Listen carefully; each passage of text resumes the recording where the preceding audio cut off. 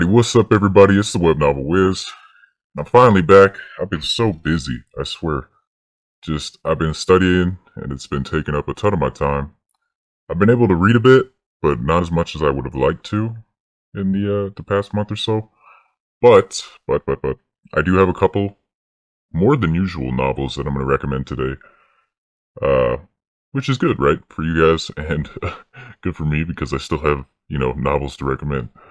Uh, but yeah, we got 6 selections today, which is quite a bit more than usual. And they're kind of from all different walks of the novels that I typically enjoy.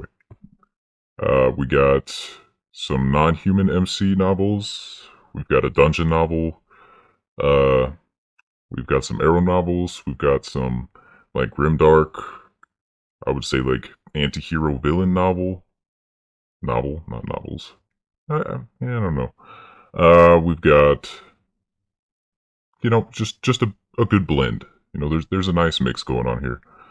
So let's just get straight into it. I know, I know y'all been waiting for a minute, so let's just do it.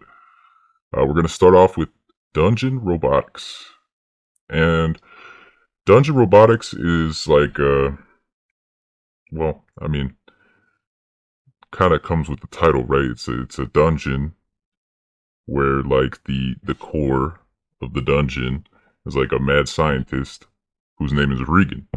And I love Regan. I love his character. He's just a really interesting MC to read about. He's funny, witty, smart, all that kind of stuff. And pretty mad, to be honest. But, you really start to fall in love with his character straight from the start.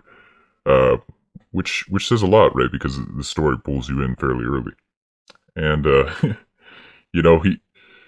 it's interesting because you start off the story reading about how the MC had literally ended humanity on Earth, because he essentially started, like the Terminator, right? Like he literally created a bunch of robots that took over the world.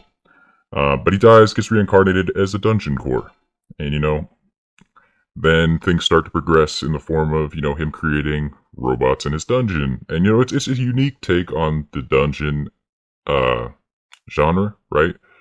Because there's plenty of novels out there with dungeon cores as the MC, and they develop and they get really powerful and they make giant monsters and they got their fairy, yada yada yada.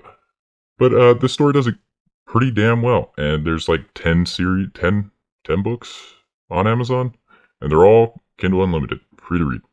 So if you do have Kindle Unlimited, check out this series. It's fantastic. Okay, that's enough about that one. The next recommendation I got for you guys is A Snake's Life. And this is another non-human MC novel that I'm going to be recommending. And I really like non-human MC novels because, to do it well, it has to be done in a certain way. There's plenty of novels out there where it's difficult for to imagine the MC as a non-human, right? Because they aren't described well, or their behaviors don't really match. But in this novel, I mean, the character's pretty damn OP.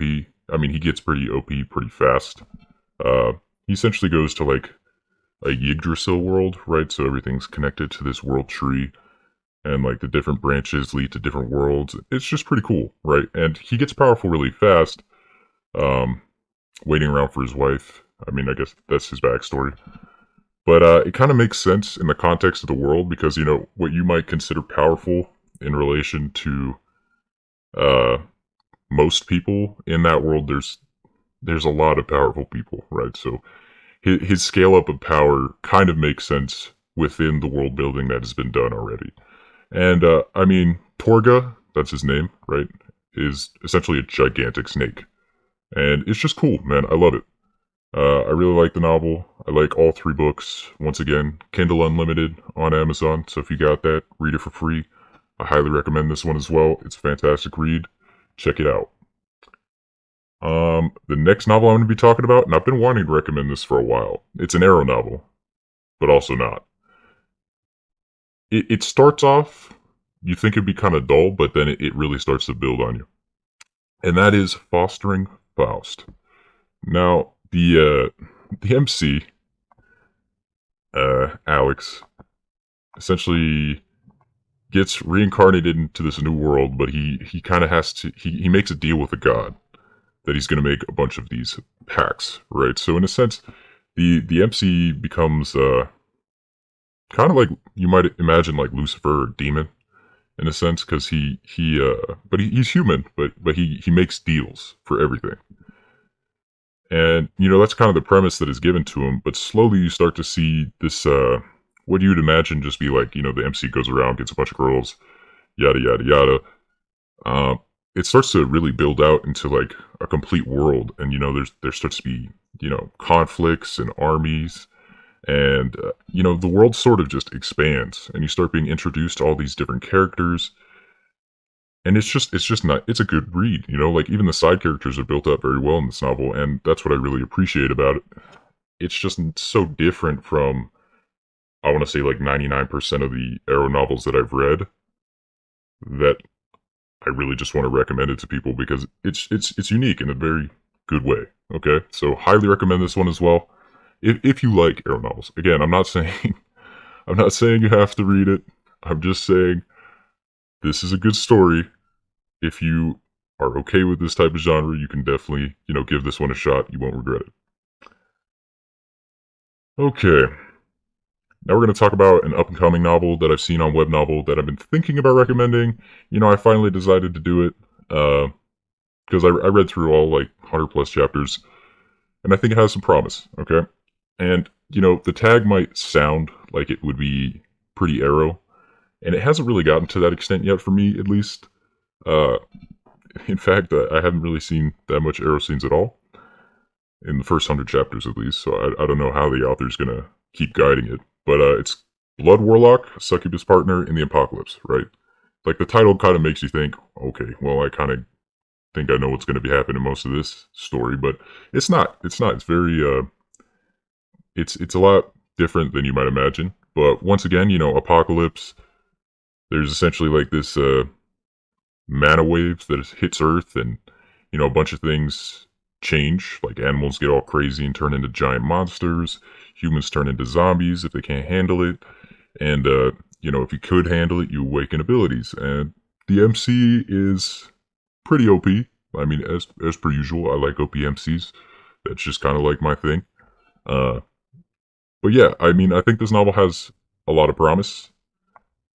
The the romance is okay at this point, right? It's still building because there's not that many chapters out yet. But this has a lot of promise as an apocalypse novel, and typically apocalypse novels can be very weak in terms of like story building, side character development.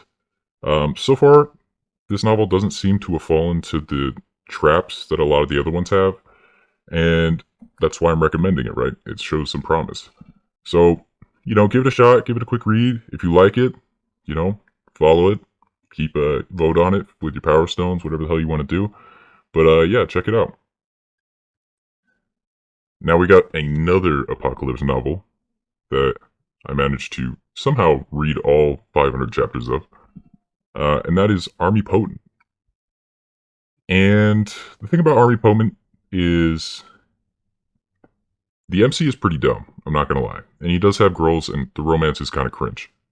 But what I really like about this novel is it doesn't fall into this like nationalism trap that you might see in something like God and Devil World, right? Where I feel like a lot of people got turned off because of how nationalistic and a little bit racist the MC was in that novel.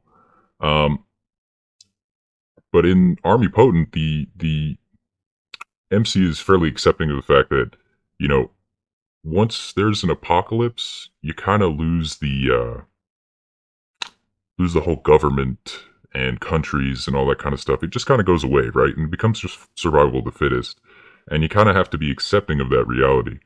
So Armipotent does that very well, and that's what I appreciate the most about it. And even the MC, while he is fairly, I would say dumb. He's just like an OP fighter. He dropped out of middle school or something.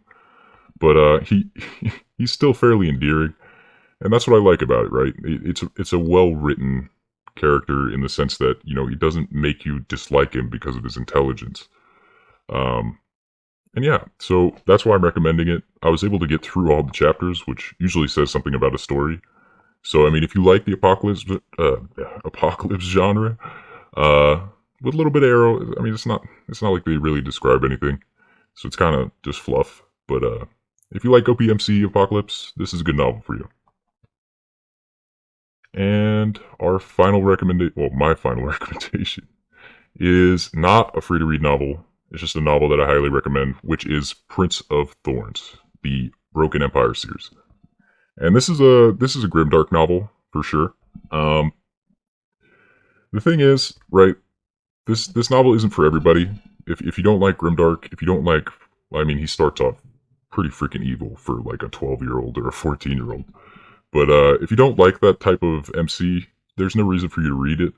But I'm a huge fan of anti-heroes, and that's what he eventually starts developing towards the end of the first book. But I mean, he starts off evil as shit, you know? So I understand if you can't really stomach this type of novel, that's totally fine. It's pretty gruesome, but it's also engrossing, right? Like it pulls you in, and it really starts to develop. The problem is, and this is like the one flaw that I feel is pretty prevalent throughout the story, is that I could really care less about the side characters in the story. Like the only character that I really found interesting was the MC, which is Jorg Ancraft, and you know he's just so evil that it really pulls you in a way because he's you know a maniacal genius to say the least, and it's just a really interesting story to read about. And I mean the series itself is fantastic. But yeah, that's pretty much all I have for you guys today. I'm sorry again about the wait. Thank you guys so much for being patient with me. I hope to maybe improve my release times when my studying starts to ease up a bit. For now, I'm still kind of buried in work. However, once again, thank you guys so much for being patient with me, and I will see you guys next time.